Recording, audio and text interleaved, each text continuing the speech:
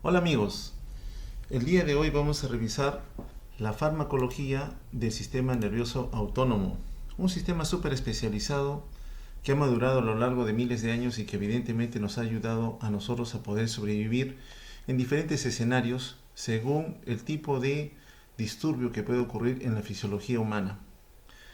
Normalmente nosotros recibimos diferentes señales que vienen del medio ambiente o de nuestro propio organismo, las cuales tienen que ser adecuadamente procesadas. En este preciso momento todos nosotros estamos conscientes y atentos a la presentación que estamos dando y en relación a ello estamos ya recibiendo señales auditivas y visuales, las cuales tienen que ser transmitidas a través de fibras nerviosas hacia el sistema nervioso central.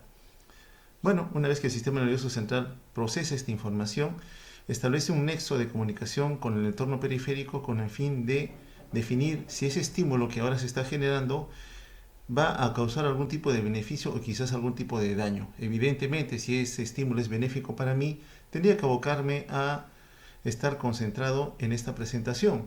Si definitivamente el estímulo es dañino, tendría que alejarme de la misma. Para ello necesito justamente procesar una serie de señales que me permitan un movimiento capaz de alejarme de esa señal peligrosa.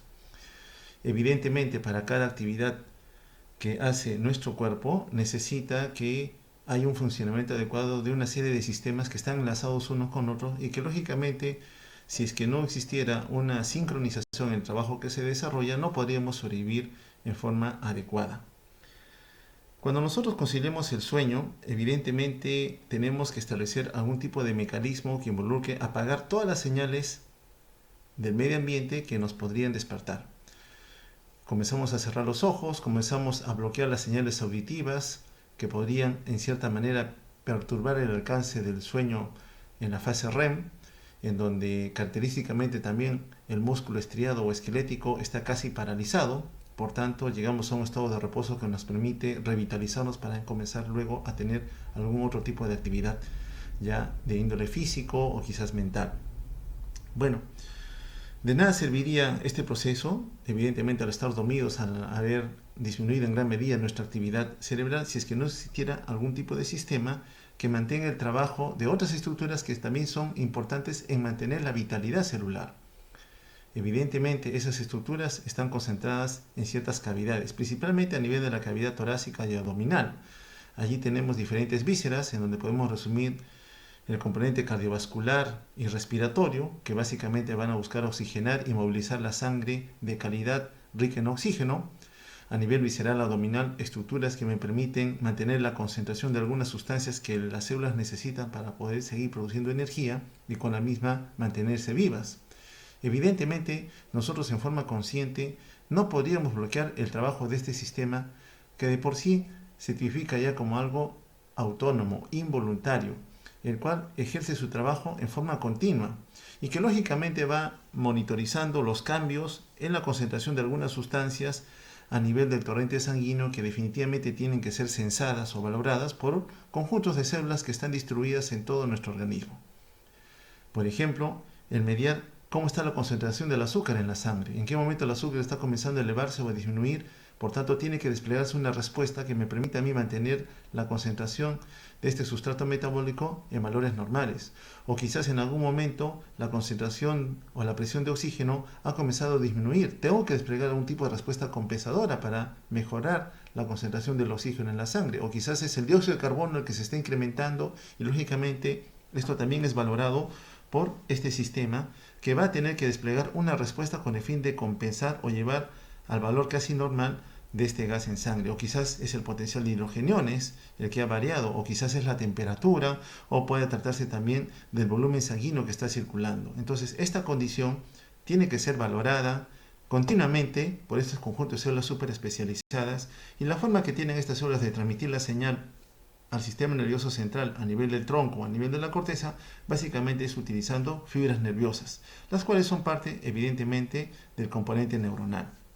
Al final de cuentas, una vez que la corteza procesa la información de lo que está ocurriendo a nivel medioambiental o a nivel de estructuras internas, evidentemente tiene que desplegar una respuesta y esta respuesta también se suscita a través de señales eferentes que también viajan por fibras nerviosas que a su vez pertenecen a células del tipo neurona, las cuales van a desplegar axones que van a tener que establecer algún tipo de comunicación con órganos diana sobre los cuales trabajar para compensar el azúcar, para compensar la presión de oxígeno, presión de CO2, cómo manejar los hidrogeniones, cómo manejar el volumen sanguíneo, la presión arterial, entre otras condiciones que son necesarias para que nuestro organismo siga trabajando con normalidad.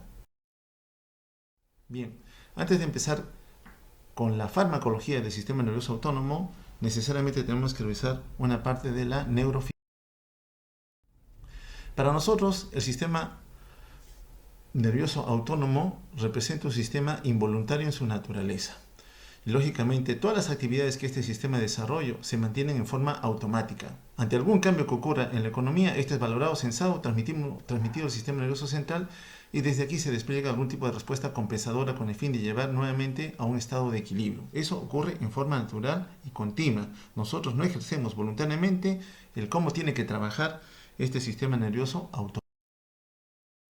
Continuamente, en el escenario del estado de conciencia, nosotros estamos recibiendo muchas señales del medio ambiente, señales que nosotros podemos oler, señales que podemos visualizar, señales que podemos escuchar, a veces degustar o a veces sentir.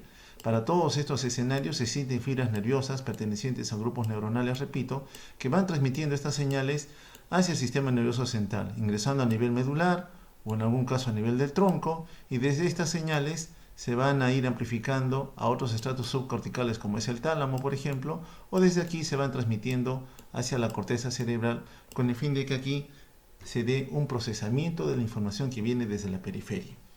Estas mismas señales aferentes también se dan con el componente visceral, las cuales van valorando todas las concentraciones de sustancias que están circulando en el torrente sanguíneo y que evidentemente tienen que también ser adecuadamente valoradas y procesadas. Una vez que el sistema nervioso central determina que hay alguna condición que amerita hacer un cambio, emite una orden, señales eferentes, que nuevamente utilizan componentes neuronales, que va a utilizar fibras nerviosas con el fin de que éstas viajen a diferentes órganos diana en donde se tiene que indicar algún tipo de respuesta en relación a algún cambio que ha ocurrido en la composición de alguna sustancia que está en ese momento circulando a nivel de torrente sanguíneo. Entonces, para todo esto necesitamos un sistema de información que recopila todos los estímulos dañinos o benéficos para nosotros y, lógicamente, un sistema de respuesta que involucre también establecer el estado de equilibrio u homeostasis como la conocemos. Clásicamente, el sistema nervioso se le tipifica en dos grupos. Uno que concentra toda la información, reconocido como sistema nervioso central, y otro que va a transmitir las señales desde la periferia o desde el interior mismo de nuestros tejidos hacia el sistema nervioso central. El sistema nervioso periférico tiene dos ramas, una aferente, que es la que va a alimentar de información al componente medular, tronco o corteza cerebral, y una división eferente, que es la que utiliza justamente este sistema nervioso central para buscar a los órganos diana e indicarles la acción que tendrían que ejecutar.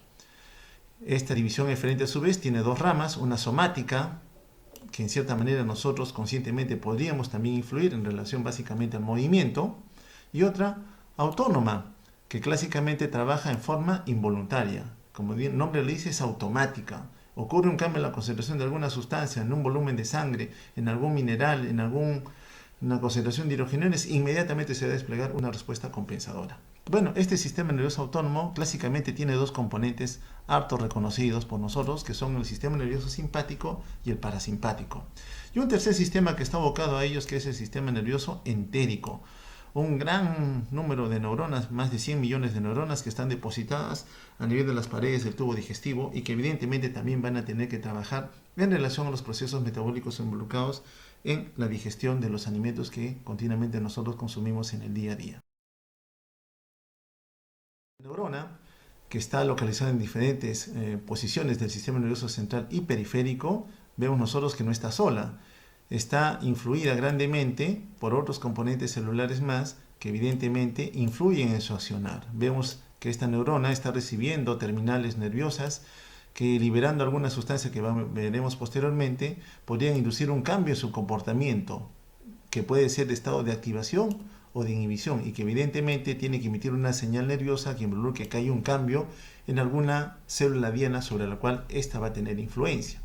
Definitivamente no trabaja sola, tiene otros componentes celulares más, como los astrocitos, las células de microglia, los oligodendrocitos, por ejemplo, que están en íntima conexión con ella y que establece un estado de microambiente adecuado por el cual la neurona va a seguir trabajando. Evidentemente también existe una barrera de contención para que no cualquier estímulo pueda llegar directamente a afectar la función neuronal, conocida como la barrera hematoencefálica, que está asociada a estrechas uniones entre las células endoteliales que no permitirían que algún componente que está en el intravascular pueda directamente pasar al intersticio y comprometer la función neuronal. Tendría que tener ciertas propiedades físico-químicas asociadas a su lipofilicidad, a su pK, a su estado de ionización, por ejemplo, para que se pueda favorecer o no la migración de uno a otro lado de la membrana. Evidentemente, esta condición de protección permite a la neurona justamente trabajar en un ambiente más adecuado para responder a los diferentes influjos que vienen desde los tejidos propios de nuestro organismo. Funcionalmente, entonces, la neurona debe tener la capacidad de poder recibir información y responder a todos los estímulos de otras áreas de nuestro organismo. Bien, surge la pregunta de determinar cómo es que transmite la información que viene de la periferia y que se concentra a nivel medular, a nivel de tronco, a nivel de la corteza, y cómo es que desde aquí finalmente se va a esbozar algún tipo de respuesta. ¿Qué moneda de comunicación es la que nosotros utilizamos para que una neurona, recibiendo algún tipo de estímulo beneficioso o dañino, tenga que responder aplicando esta información sobre una célula diana? ¿Cómo le transmite, cómo le dice a esta célula diana el mecanismo por el cual tendría que responder? Nuestras neuronas trabajan con señales de información y la moneda de información a nivel del sistema nervioso central y periférico es a través de neurotransmisores. La mayoría de neurotransmisores vamos a ver que están representados por una materia prima que clásicamente en algunos casos corresponden a algunos aminoácidos esenciales. En este caso tenemos al glutamato, que es un neurotransmisor excitador por excelencia y que en una terminal nerviosa está introduciéndose a una vesícula de depósito en donde está esperando algún tipo de señal que lleve a que la membrana de esta terminal presináptica se despolarice. Clásicamente para la despolarización ingresan los iones calcio y una vez que el calcio ingresado va a permitir la fusión de la membrana de la vesícula con la membrana plasmática con el fin de que este neurotransmisor, en este caso glutamato, llegue al espacio sináptico. Y una vez que llegue al espacio sináptico, este glutamato interacciona con la membrana postsináptica en donde va a buscar a un receptor que expresa un sitio de unión específico para este ligando. Por tanto, una vez que este neurotransmisor llamado glutamato se une a su receptor de membrana, va a ocasionar algún tipo de cambio en el comportamiento celular, una respuesta celular. Generalmente el glutamato, repito, es un neurotransmisor excitador. Pero el tiempo de acción de este neurotransmisor no es eterno, no se mantiene por tanto tiempo. Una vez que concluye la unión a este sitio de unión en el receptor correspondiente, este neurotransmisor puede ser capturado por la célula a nivel postsináptico para que posteriormente sufra un metabolismo diferente, o puede ser recapturado por la neurona a nivel presináptico en donde ingresarían a otras rutas metabólicas como puede ser el ciclo de Krebs. Evidentemente hay una reutilización de este neurotransmisor para cumplir otros fines. Bueno, si el neurotransmisor que se emplea para establecer esa señal de neurona a neurona o de neurona a célula diana es un aminoácido, a esta sinapsis la llamamos sinapsis aminoacidérgica. Otras veces, aminoácidos esenciales, en este caso la tirosina, sufre una ruta metabólica con exposición a componentes enzimáticos que en este caso a nivel de citoplasma neuronal la convierten en dopamina. La dopamina por sí sola también es un neurotransmisor. También puede ser depositada dentro de vesículas de almacenamiento como lo vemos aquí, y en algunas oportunidades expuestos a otro componente enzimático más se convierte en norepinefrina. Y la norepinefrina también es un neurotransmisor por excelencia, por decirlo de alguna manera, uno de los más importantes que nosotros tenemos para sostener la vida.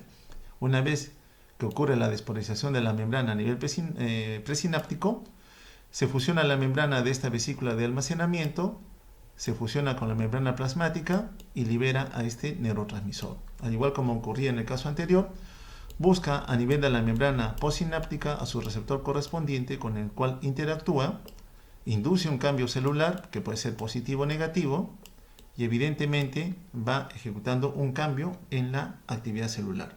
Ese cambio, que puede ser positivo, es decir, favorezco vías de señalización que me lleven a responder al estímulo, o de repente voy a inhibir alguna ruta metabólica o limitar la producción de alguna proteína, entre otras condiciones más que ocurren cuando un ligando o neurotransmisor se ha unido a su receptor correspondiente, van a depender en relación al tipo de receptor sobre el cual está actuando. Existen diferentes receptores para un solo ligando. Entonces, este tipo de receptor que se halla aquí va a mediar cómo va a ser el comportamiento celular. Bueno, tal igual como ocurría también en el caso anterior, este neurotransmisor, una vez que ha terminado su unión a su sitio específico de unión al receptor, sufre un metabolismo, otras veces es recapturado a nivel de la neurona presináptica para que sufra una cascada metabólica o se reutilice en generar más neurotransmisor, o en otro escenario, como vemos aquí, encuentra receptores a nivel de la membrana presináptica. Y en este escenario, esta unión de este neurotransmisor con un autorreceptor puede inducir también que exista mayor liberación del mismo, es decir, puede potenciar la misma liberación del neurotransmisor que inicialmente se había liberado. Y con esto, lógicamente, se amplifica más la señal de acción sobre las células diana en las cuales esta terminal nerviosa tenía influencia. En el caso de que sea la norepinefrina el neurotransmisor que se está liberando, a esta sinapsis la conocemos como sinapsis catecolaminérgica o adrenérgica.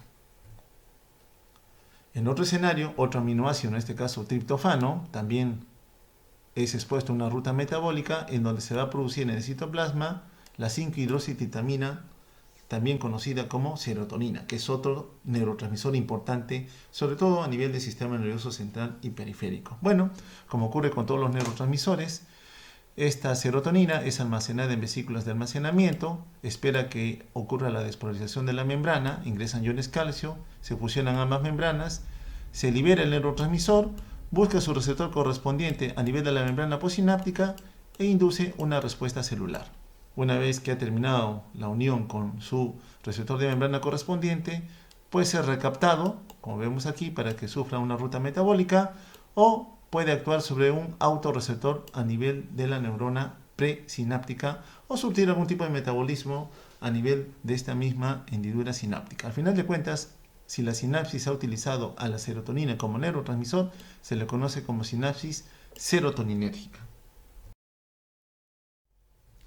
Si bien es cierto, los neurotransmisores parecieran depender de la oferta de materia prima relacionada a los aminoácidos, existen otros neurotransmisores que no están muy relacionados con ellos y, quién sabe, no tenían solo una única función, como es el ATP. El ATP es harto conocido que es una molécula energética necesaria para mantener la vitalidad celular.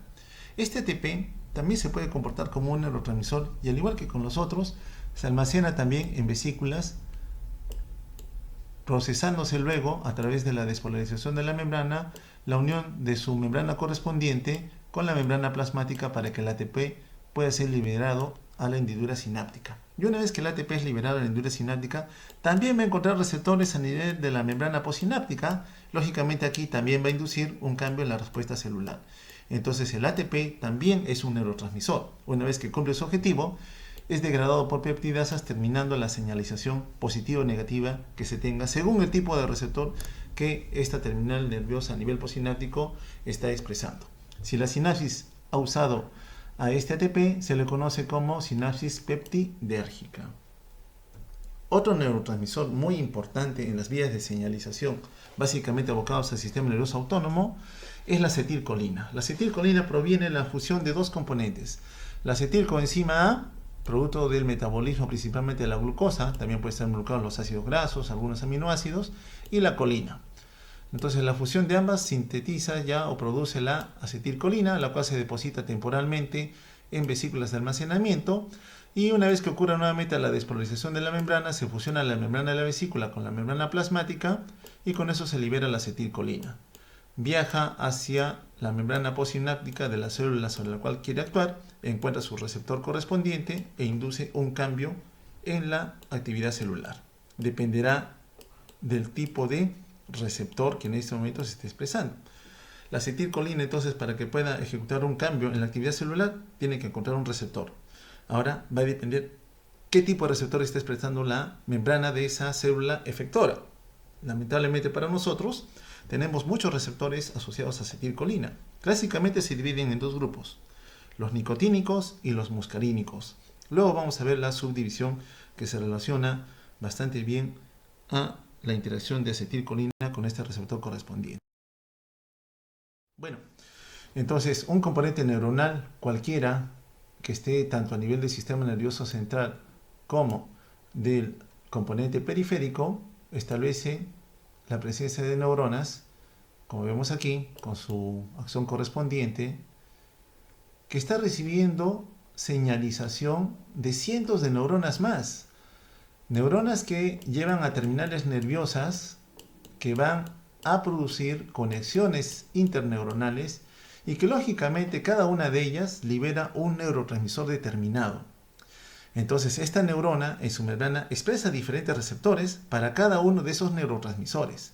Entonces dependerá de qué tipo de neurotransmisor está dominando el escenario para determinar qué tipo de respuesta va a tener esta neurona. Si es glutamato, evidentemente excitadora. Si fuera GABA, que es otro neurotransmisor, es netamente inhibidor. Entonces depende del tipo de neurotransmisor que se está liberando y también netamente va a depender del tipo de receptor a ese neurotransmisor.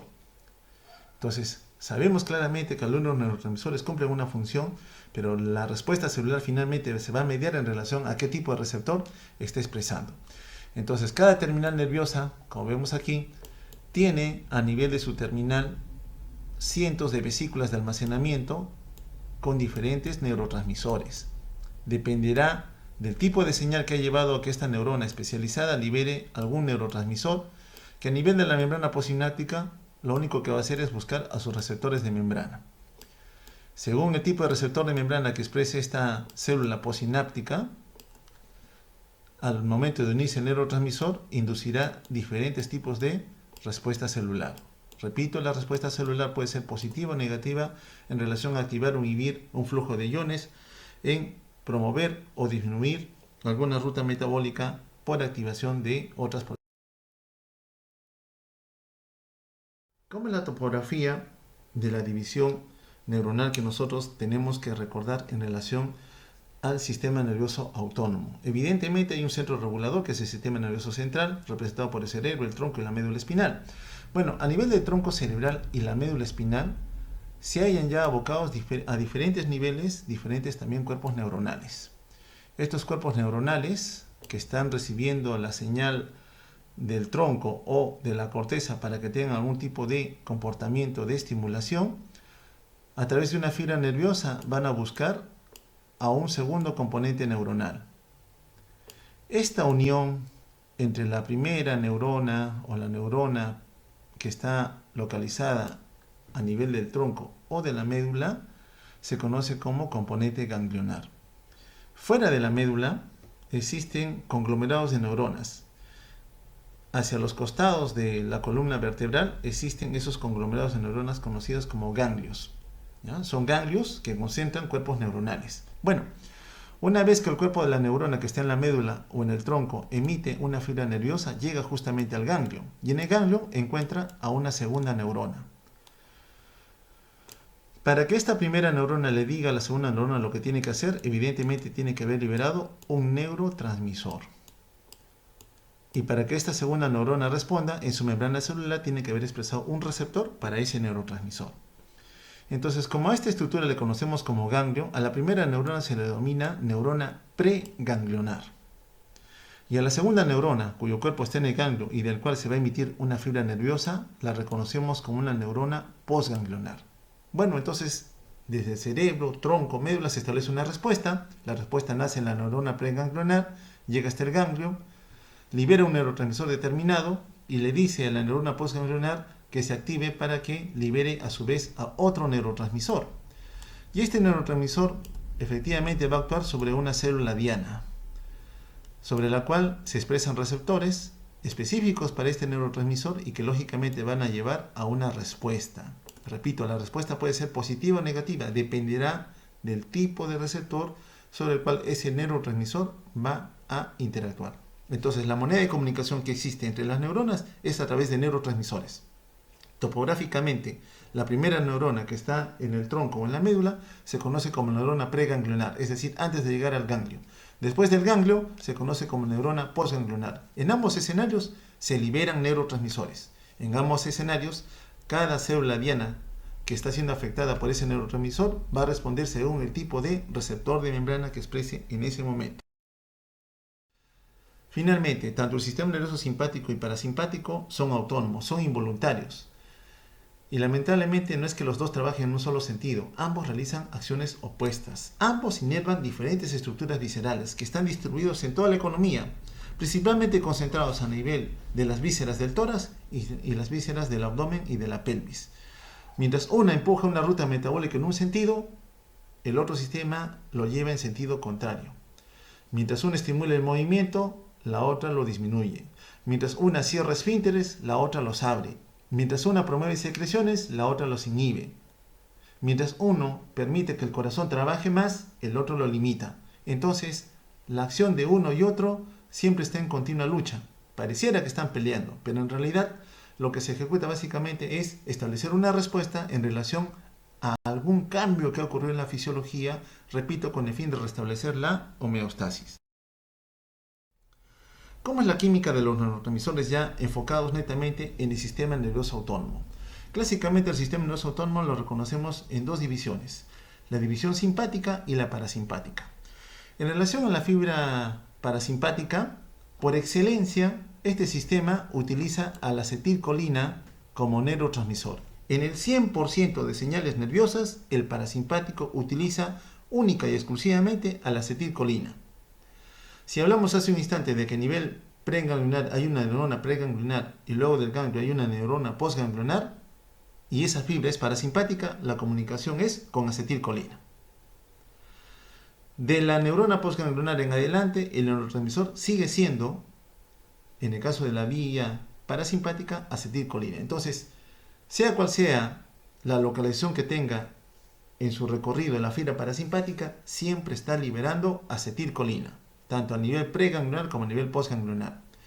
¿En dónde más encontramos que la acetilcolina se utiliza en relación a algún tipo de estímulo u influencia sobre algún órgano diana? En el músculo estriado. El músculo esquelético que nos permite movilizarnos expresa también receptores para la acetilcolina. Entonces, a nivel de la placa mioneural también hay receptores para la acetilcolina.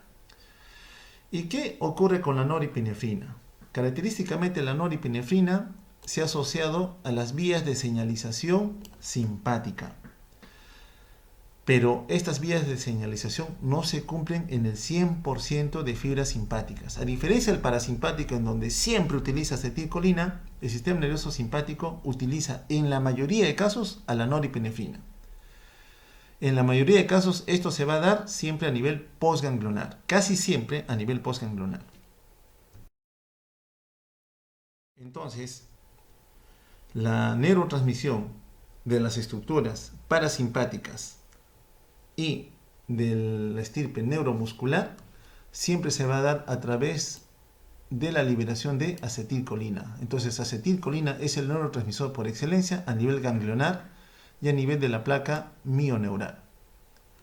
Un dato importante aquí es que en el caso de los sistemas simpático y parasimpático, en el componente ganglionar siempre se libera acetilcolina. A pesar de que la fibra puede ser simpática, a nivel del ganglio, que une la neurona preganglionar con la postganglionar, siempre se libera acetilcolina. No es la noripinefrina la que en teoría podría estar. Entonces, acetilcolina es la moneda de comunicación en el 100% de los casos para el sistema parasimpático y a nivel de la placa mioneural. Y en todos los ganglios, entre la neurona pre y postganglionar, también se libera acetilcolina. Así la fibra sea simpática. Los receptores entonces que se vayan a expresar a nivel de la unión neuromuscular van a responder a la acetilcolina. Hace un instante comentaba que los receptores son de varios tipos. Lamentablemente para nosotros es importante reconocer cómo es que se dividen estos receptores. Bueno, los receptores de la unión neuromuscular en relación al tipo de estímulo colinérgico que se vaya a dar, es decir, son aquellos que responden a la acetilcolina, se conocen como receptores nicotínicos. Los receptores para acetilcolina son de dos tipos, los nicotínicos y los muscarínicos. Los nicotínicos están localizados básicamente en dos lugares, A nivel ganglionar se expresan receptores nicotínicos, porque es la acetilcolina la que se libera. Y a nivel de la placa mioneural también se expresan receptores nicotínicos. Los receptores nicotínicos que están a nivel de la placa mioneural se conocen como receptores nicotínicos de la estirpe NM. Y los que están a nivel ganglionar se conocen como receptores nicotínicos NN. ¿Qué hay de los otros receptores que responden a la acetilcolina? Los receptores muscarínicos. Los receptores muscarínicos tienen 5 subvariedades. Cada uno de ellos responde también a la acetilcolina y establece diferentes rutas metabólicas. Vamos a ver que algunos de ellos son estimuladores y otros son netamente inhibidores. Repito, no solamente es importante tener al neurotransmisor, sino también determinar qué tipo de receptor está expresando la célula para definir cómo va a ser su comportamiento en relación a la exposición a este neurotransmisor. Aquí vamos a resumir las vías de señalización nerviosa que se van a dar entre diferentes componentes que van a ser efectores y que lógicamente tienen que encontrar una célula diana con el fin de poder interactuar con ella. En la parte superior vemos el componente motor de influencia sobre el músculo esquelético. A nivel de la médula espinal, las motoneuronas correspondientes, los cuerpos neuronales emiten un axón bastante largo que viaja por una fibra nerviosa somática, llega hasta la placa mioneural y liberan acetilcolina. Sabemos que la acetilcolina es el neurotransmisor que el sistema nervioso motor voluntario va a secretar con el fin de producir algún tipo de respuesta en el músculo esquelético. Una vez que la acetilcolina encuentra receptores en el músculo esquelético, va a inducir el movimiento. ¿Cuáles son los receptores que se encuentran aquí? Son los receptores nicotínicos. Repetimos, los receptores que responden a la acetilcolina o son nicotínicos o son muscarínicos. Los receptores para acetilcolina en el músculo estriado son receptores nicotínicos de la variante NM. Las otras divisiones corresponden ya al sistema nervioso autónomo, involuntario. Clásicamente hemos dicho que tenemos dos representantes, el sistema nervioso simpático y el sistema nervioso autónomo parasimpático. Ambos sistemas tienen una estación a nivel ganglionar. Los dos tienen una estación a nivel ganglionar. Por tanto, esta primera neurona que envió una fibra nerviosa a esta estación conocida como ganglio se conoce como neurona preganglionar. Ambos expresan neuronas preganglionares. Como estamos a nivel de ganglio, el neurotransmisor, tanto de la fibra simpática como de la fibra parasimpática, siempre es acetilcolina. Una vez que la acetilcolina interactúa con los receptores de la neurona postganglionar, si estamos en ganglio, los receptores aquí, repito, son nicotínicos. Ambos son nicotínicos, del tipo NN. Los receptores nicotínicos a nivel ganglionar son del tipo NN. Bueno, agarran y los estimulan. Y luego, esta fibra nerviosa viaja para inervar a sus órganos diana. En el caso del sistema nervioso simpático, la mayoría de veces, el neurotransmisor que libere una vez que llega cerca de su órgano diana va a ser la norepinefrina. La mayoría de veces, no en el 100%. En cambio, la fibra nerviosa parasimpática siempre, una vez que llega a sus órganos diana, que curiosamente son los mismos que son inervados por el simpático, siempre libera acetilcolina. Existe una variante propia del sistema nervioso simpático que es la médula adrenal. La médula adrenal se comporta como un ganglio. También el cuerpo de la neurona a nivel preganglionar llega a emitir una fibra nerviosa, llega hasta la médula adrenal, también libera acetilcolina, se comporta como un ganglio, también la va a liberar. La acetilcolina, recuerden que es la forma de comunicación a nivel ganglionar y también ocurre a nivel de la médula adrenal. Y aquí, en lugar de hacer sinapsis con una neurona postganglionar, estimula la acetilcolina a otras células superespecializadas conocidas como células cromafin. Y estas células cromafin liberan dos neurotransmisores. Miren qué es la vía simpática. Libera la norepinefrina, lógicamente era el que nosotros esperamos encontrar, pero libera otra más que se parece a la norepinefrina conocida como epinefrina.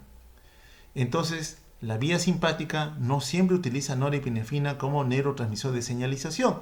También puede utilizar a la epinefrina.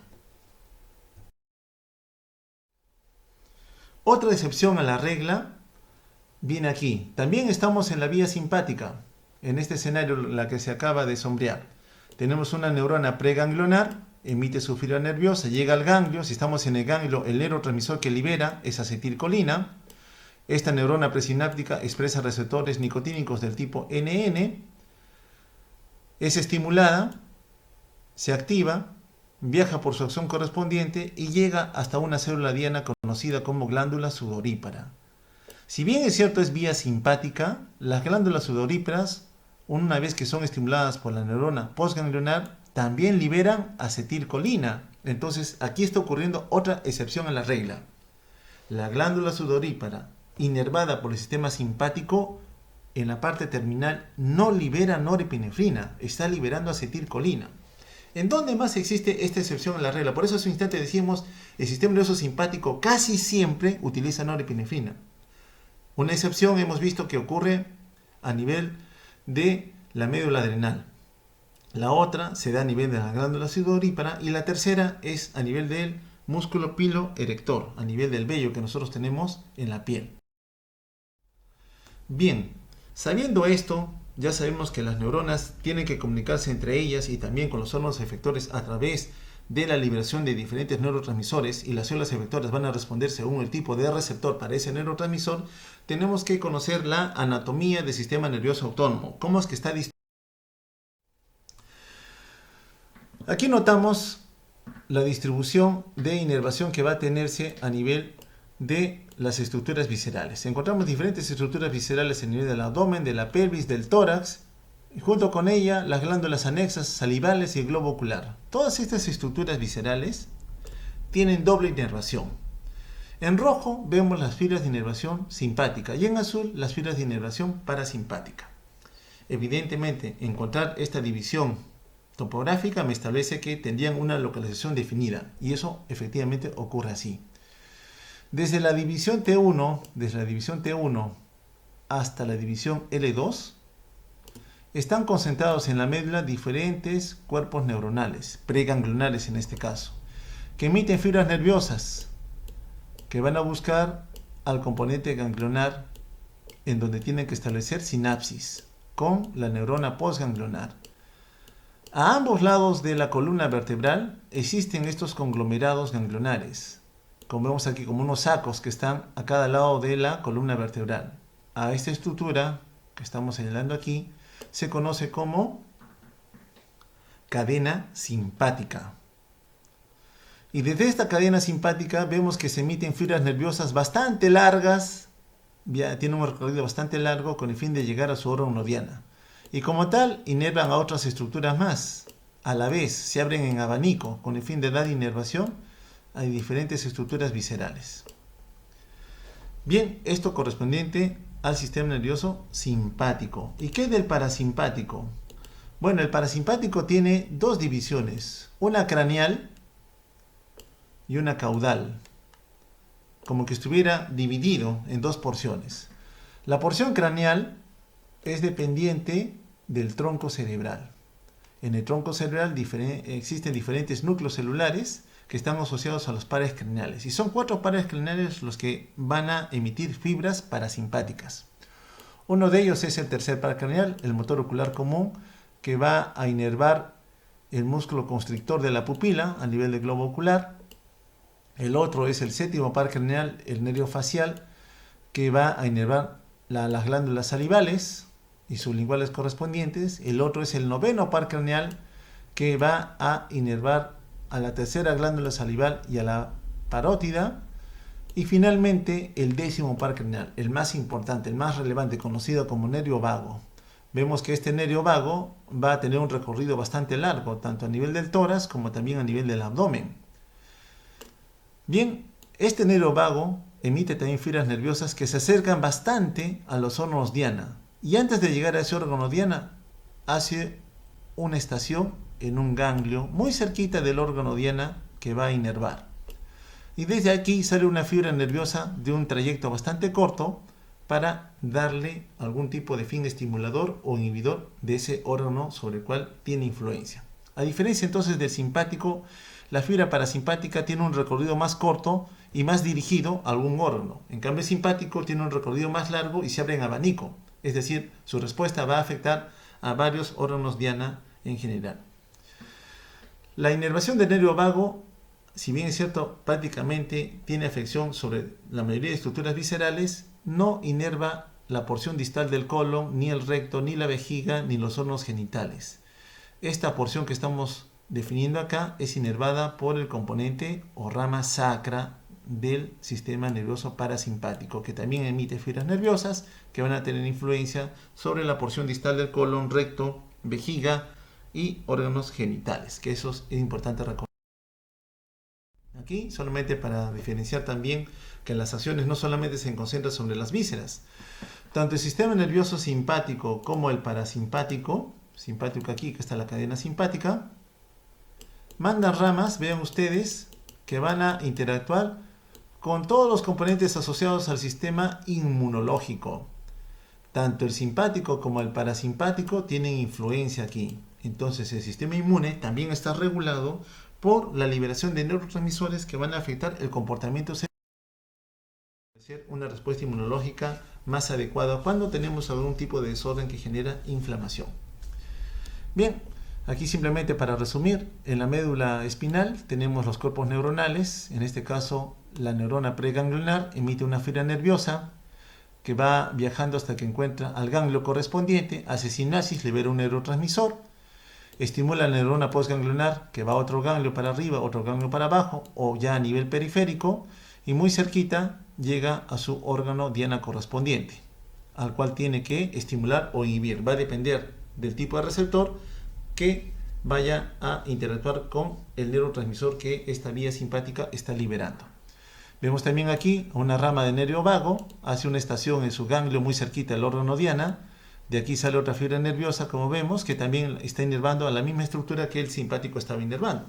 Entonces pareciera que estas vísceras están inervadas por los dos, pero no son los dos los que actúan en forma dominante. Uno de ellos tiene que dominar. Va a depender lógicamente del escenario fisiológico sobre el cual se esté manejando. Aquí está nuevamente la cadena simpática, muy importante porque es una estructura de respuesta inmediata ante el estrés. Y vemos cómo va inervando estructuras viscerales a nivel gástrico, a nivel de la médula adrenal, a nivel de la piel, a nivel del corazón, a nivel de los vasos, entre otras condiciones más. Todos sufren. Aquí ambos lados de la columna vertebral, la cadena simpática derecha, la cadena simpática izquierda, con su componente ganglionar correspondiente, y desde aquí comienza a emitir fibras que van a comenzar a inervar a todas las estructuras viscerales que se encuentran abocadas tanto a la cavidad torácica como a nivel de la cavidad abdominal y pecho. Entonces, todas nuestras vísceras tienen doble inervación, tanto colinérgica, acetilcolina parasimpático, como adrenérgica, en este caso, fibras simpáticas. Unas que estimulan, otras que inhiben. Cada una de ellas, como repito, van a presentar diferentes tipos de respuesta y esta respuesta está abocada al tipo de receptor que están expresando en algún.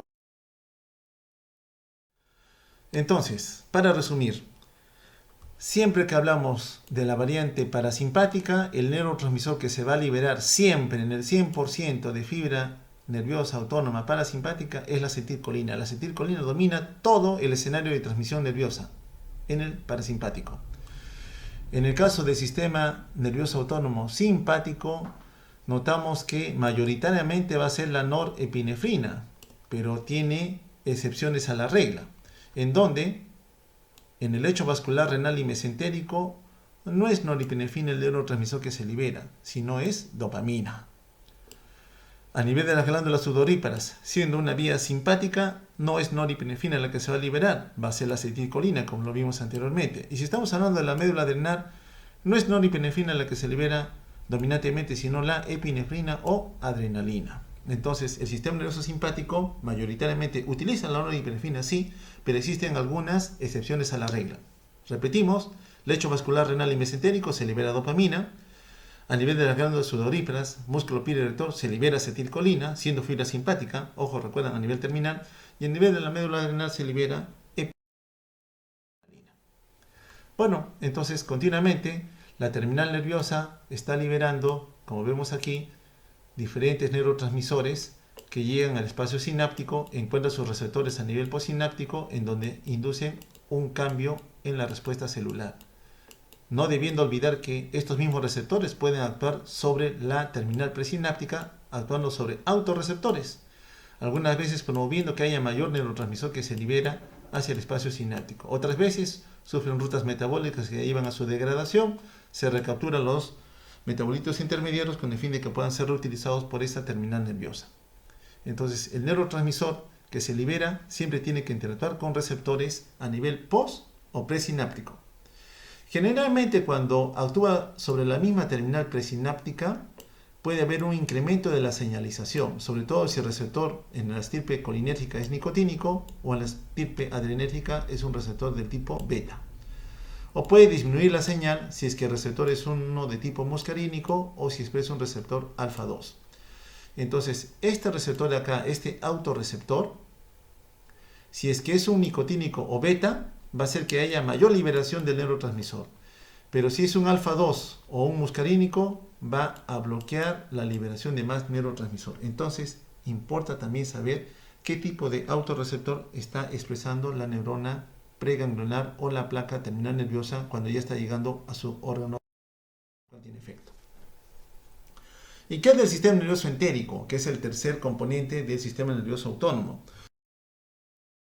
Depositado y localizado netamente entre las fibras musculares de la circular y la longitudinal externa. En amarillo vemos la distribución de las fibras nerviosas, que es como un enmarañado que está entre estas dos fibras musculares, tanto circular como longitudinal, y si están localizadas entre ellas, evidentemente lo que van a promover es el movimiento, el peristaltismo. Notamos aquí este conglomerado de neuronas que corresponden al plexo mientérico de Auerbach, en donde existen diferentes componentes neuronales, las cuales a su vez utilizan diferentes neurotransmisores, óxido nítrico, neuropéptido Y, también está la acetilcolina, está la endotelina, está la norepinefrina, por ejemplo, está la serotonina, que va a promover que estas estructuras musculares, por ejemplo acá con serotonina, se puedan contraer y favorecer el peristaltismo intestinal. La otra variante del sistema nervioso autónomo entérico está a nivel submucoso, todos estos componentes neuronales que están acá, muy cerca de la mucosa. Ven ustedes, van a actuar sobre las células de la mucosa intestinal. Y como están cercas a ellas, evidentemente estas células se encargan de ¿qué? De absorber nutrientes, pero también pueden secretar algunos minerales o reabsorberlos, secretar agua o absorberla. Entonces, dependiendo del tipo de neurotransmisor que aquí se libere, que también son del tipo acetilcolina, endotelinas, la norepinefrina, la 5-hidroxitritamina, así como de los receptores que expresen, vamos a ver que las células de la mucosa se van a comportar de manera diferente. Entonces, por un lado se estimula el movimiento, por otro lado se favorece la secreción u absorción de algún elemento que el cuerpo en algún momento. Entonces, aquí tenemos al órgano diana terminal. Este órgano diana tiene receptores tanto para la vía parasimpática como para la vía simpática. ¿De qué va a depender que actúe de una u otra manera? Del influjo que en ese momento está dominando.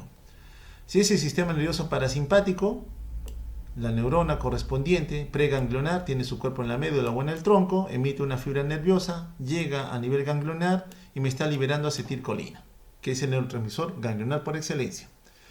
Encuentra su neurona postganglionar, le estimula y esta también libera, como es parasimpático, siempre libera acetilcolina. Y vemos que esta acetilcolina tiene un efecto estimulador. Entonces, si el que domina es el parasimpático, la ruta en este caso va a ser para que se active, por ejemplo aquí, el movimiento intestinal, el peristaltismo. En cambio, si en un escenario fisiológico el que dominara fuera el sistema nervioso simpático, también tiene su cuerpo neuronal a nivel de la médula, emite una terminal nerviosa, llega al componente ganglionar y en el ganglio siempre libera acetilcolina, a pesar que el sistema nervioso simpático libera acetilcolina, estimula a su terminal postganglionar y esta llega justamente cerca del órgano diana y aquí me está liberando norepinefrina. ¿Y qué característica tiene esta unión? Que la norepinefrina para esta diana es de un efecto negativo, es decir, inhibitorio. Lo que hace el simpático es detener el movimiento intestinal. Entonces son acciones opuestas, el parasimpático que estimula el peristaltismo y el simpático que lo bloquea. ¿De qué va a depender que ocurra tal o cual respuesta? Del escenario fisiológico sobre el cual se esté actuando en ese momento. ¿Ya? Depende, acá está la respuesta que estamos adelantando, del escenario fisiológico que nosotros tenemos. Entonces ambos tienen acciones opuestas, no es que los dos dominen al mismo tiempo, siempre el dominio de uno u otro, dependiendo de la variación que ha ocurrido. Entonces, sea simpático o sea parasimpático, notamos que las respuestas van a ser diferentes. En la variante parasimpática llega al ganglio, libera acetilcolina. En la variante simpática llega al ganglio, también libera acetilcolina. En todos esos escenarios los receptores de la neurona postganglionar siempre es nicotínico. En todos son nicotínicos en el ganglio. Todos son nicotínicos, que son los correspondientes para la vía de estimulación con liberación de acetilcolina. Así sea variante simpática, a nivel ganglionar siempre se libera acetilcolina. La cosa cambia a nivel postganglionar. Si es vía simpática, casi siempre es una catecolamina. Casi siempre es una catecolamina, menos en las glándulas sudoríparas o músculo piloerector, donde se sigue liberando acetilcolina, así la fibra sea simpática. En el caso de la vía parasimpática, siempre, incluso a nivel terminal, sigue siendo acetilcolina. Bueno, ¿de qué depende entonces la respuesta? No solamente del escenario fisiológico, sino también del tipo de receptor que se esté expresando.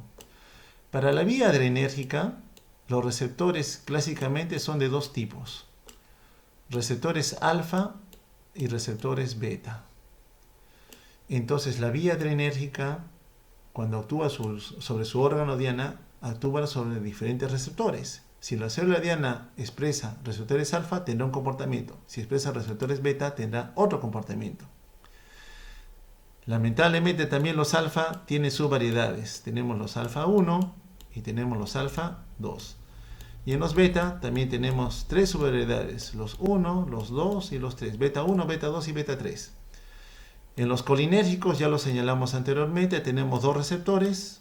Uno son los nicotínicos y otros son los muscarínicos. De los nicotínicos vimos dos subvariedades: los NN, que están a nivel ganglionar y a nivel de la placa mioneural, músculo estriado, y los NM, que son los de la placa mioneural, los NN a nivel del ganglio y los NM a nivel de la placa mioneural. Los muscarínicos, lamentablemente para nosotros, tienen 5 subvariedades que los vamos a analizar también, van del 1 al 5, que van a tener diferentes tipos de comportamiento. Aquí solamente para definir en qué escenarios es que hay dominancia de uno u otro de los sistemas propios del sistema nervioso autónomo. Aquí tenemos la variante del sistema nervioso autónomo simpático. El sistema nervioso simpático está preparado para defendernos. Así vaya a tener un desenlace fatal, el simpático se va a activar en forma sincronizada y global. Recuerden que su inervación se abre en abanico. A pesar de que es un recorrido más largo, va a establecer una respuesta casi general. Entonces, el sistema nervioso simpático, cuando se activa, busca defendernos de alguna agresión, de algún tipo de injuria. Como vemos aquí, se abre en abanico. Varios componentes orgánicos viscerales van a responder. El simpático nos prepara para la lucha o para la huida. Nos da soporte energético para poder defendernos de ese estrés. Es el primer defensor, el primer vengador que va a ayudar a establecer un nexo en la respuesta inicial ante cualquier tipo de desorden que esté ocurriendo en nuestra economía. En cambio, el parasimpático es más relajado. Básicamente se concentra en el escenario de la digestión. Como vemos aquí, sus fibras nerviosas casi siempre se van concentrando, hace un recorrido más corto, hace una estación en un ganglio cerca de su órgano diana y prácticamente tiene una inervación más dirigida, más sesgada, a diferencia de lo que ocurre con el simpático. El parasimpático solamente va a regular la función de algunas estructuras viscerales y clásicamente, como lo repito, se concentra más en la digestión. Para ejemplificar cómo es que se da esta respuesta, veamos cómo es que en un escenario fisiológico que por alguna condición se está alterando, el sistema nervioso autónomo tiene que responder. Vemos el escenario de un paciente en donde la presión arterial ha caído.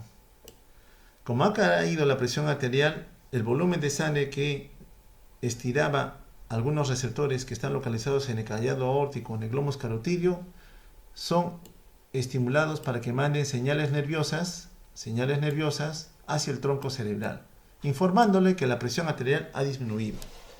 Inmediatamente ocurrido esto, el tronco cerebral establece una respuesta.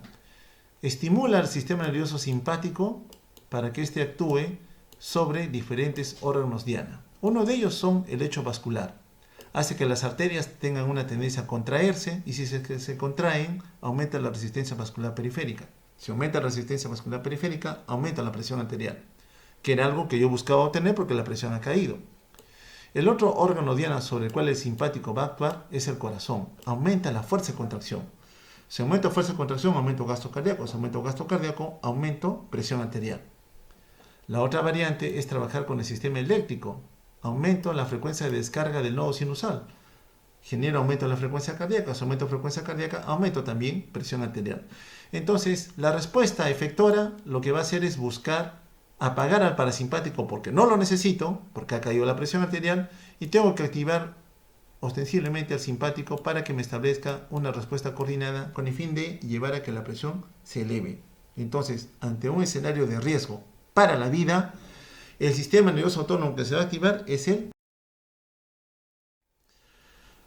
unos remedios generales que ocurren en donde no solamente la fibra nerviosa utiliza el neurotransmisor para actuar sobre un órgano diana, es lo que sucede a nivel hormonal. El sistema endocrino, a nivel de una glándula determinada, libera también una hormona que viaja por el torrente sanguíneo y encuentra una célula diana sobre la cual interactuar. Entonces, algo similar es lo que hace nuestro sistema nervioso con el fin de establecer un nexo con una célula efectora con el fin de que responda,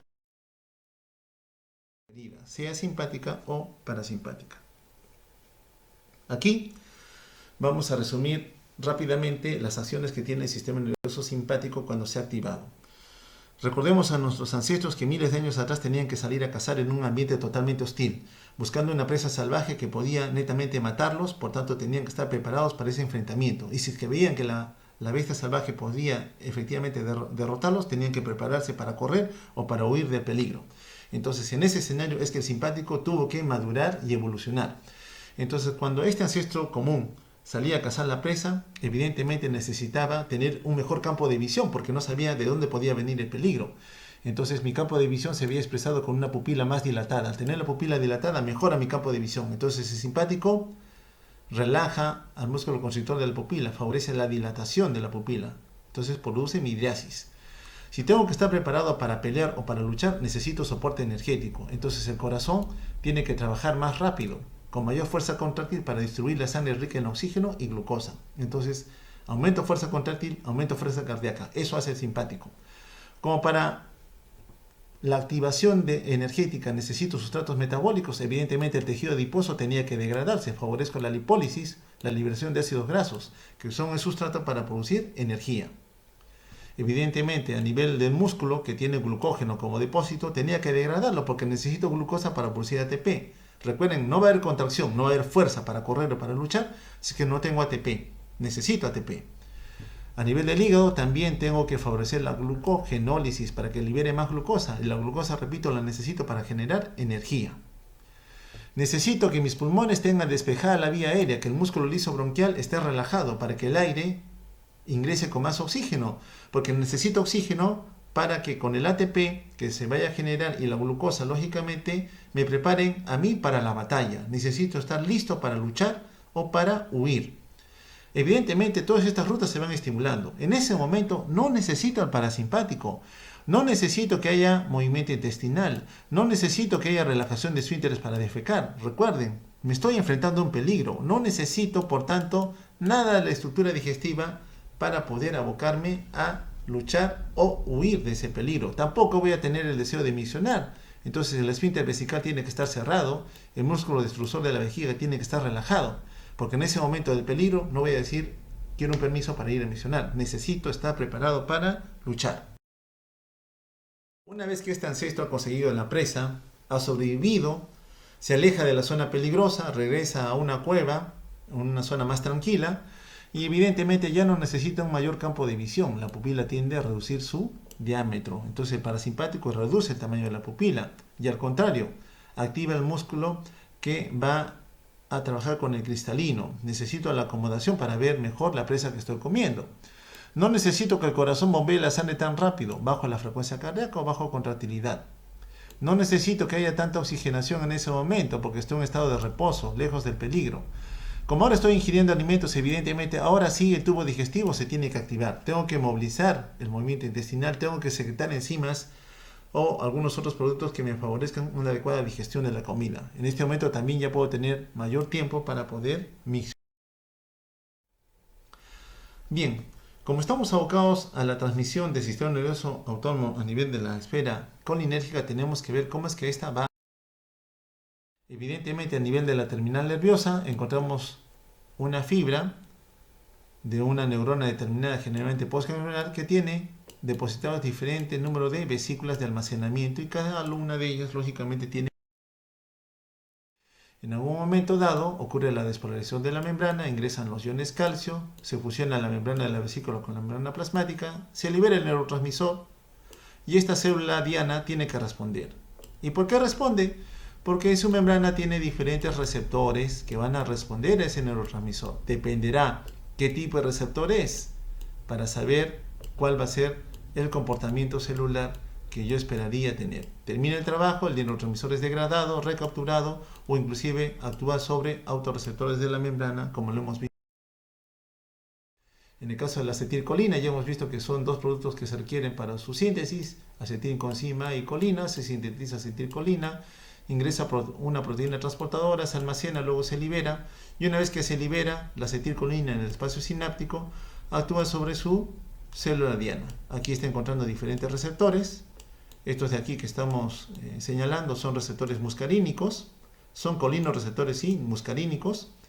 Una vez que la acetilcolina se ha unido a ellos e interactúa con ellos, termina su acción gracias a que en la membrana postsináptica existe una enzima que la destruye, la descompone en dos componentes, colina y acetato. La colina, materia prima para poder volver a ser recapturada y reutilizada para sintetizar acetilcolina. Algunas veces la acetilcolina puede actuar también sobre autorreceptores, como lo vimos anteriormente, es decir, no solamente actuar a nivel de la membrana postsináptica, sino también a nivel presináptico. Bueno, el paso limitante entonces para la producción de acetilcolina es la recaptación de la misma a nivel de la membrana presináptica. Bien, esas vesículas que están en la terminal nerviosa evidentemente están esperando solamente alguna aparente vía de señalización. Son de varios tipos. Algunas proteínas están asociadas a la membrana de la vesícula y otras se van a encargar de anclar la vesícula a la membrana plasmática. Aquí vemos la membrana de una vesícula que se parece mucho a la membrana plasmática y aquí vemos la membrana plasmática de esta terminal nerviosa. Y entre ellas vemos diferentes proteínas: tomiosina, sintafilina, auxilina, sinaptoyanina, anficilina, sindaptina, entre otras más. Bueno, estas proteínas tienen que facilitar la unión de la vesícula. Una vez que se van acercando, vemos que existen algunas proteínas de anclaje, como la sinaptobrevina, por ejemplo, que está acercando más ambas membranas, y otras que la van a anclar mucho mejor, que son las SNAPs. Evidentemente hay un acercamiento de estas vesículas que tienen neurotransmisores a la membrana plasmática. Vamos a ver que se va a generar un cambio conformacional. Aquí está la membrana de la vesícula, ya se ha anclado gracias a esas proteínas de conexión a la membrana plasmática, se están acercando mucho más y en algún momento dado se establece una conexión que va a permitir que el neurotransmisor que estaba depositado pueda llegar al espacio sináptico produciendo algún cambio en la respuesta efectora. Respuesta efectora, repito, que se va a dar en relación al tipo de receptor que se exprese a este nivel. Recuerden, los receptores de la transmisión colinérgica van a tener dos blancos de acción, según el tipo de receptor. Puede ser que sean receptores muscarínicos que tienen esta morfología, 7 dominios transmembrana. Generalmente los receptores muscarínicos son receptores metabotrópicos. Están asociados a proteínas G. Y como tales, pueden activar vías de señalización que permitan producir un segundo mensajero que amplifique alguna señal en el citoplasma o en la membrana con el fin de favorecer algún cambio en la respuesta celular.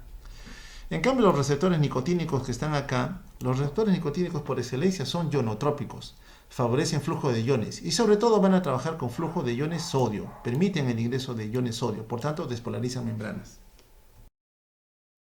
Este es un receptor ionotrópico, en este caso nicotínico. Para que pueda activarse necesita que en los dos sitios de unión, tiene 5 proteínas este receptor, exista la unión a dos neurotransmisores de acetilcolina. Una vez que ocurre la unión, se apertura el canal y un ion puede fluir de uno a otro lado de la membrana. Este de acá es un receptor muscarínico, metabotrópico, porque está asociado a proteínas G, amplifica una señal dentro de la membrana y también puede interactuar con un receptor ionotrópico para que favorezca el flujo de un ion de uno a otro.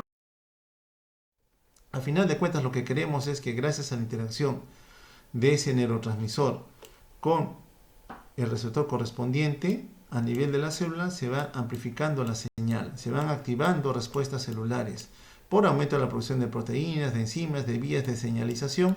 Finalmente vamos a ver que la respuesta se ha ampliado tanto que la célula tiene un cambio en su actividad.